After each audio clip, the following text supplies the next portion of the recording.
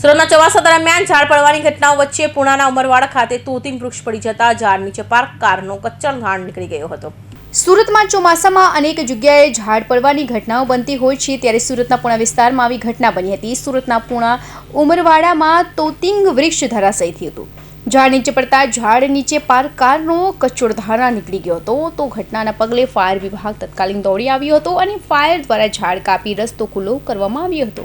મારું નામ કલારા વિજય।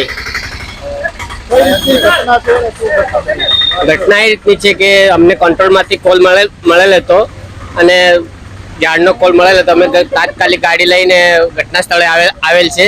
ત્યાં એક ઇકો ગાડીના ઉપર ઝાડ પડેલ હતું અને ઇકો ગાડીની વધારે જાનહાનિ અને નુકસાન થયું છે। તપાસ કરીને અમે જોયું। અત્યારે ઝાડ કાપવાની કામગીરી ચાલુ છે અને જેમ બને એમ ગાડી પર જે છે એ ખસાવવાની કામગીરી ચાલુ છે। ગાડી પર વધારે નુકસાન છે।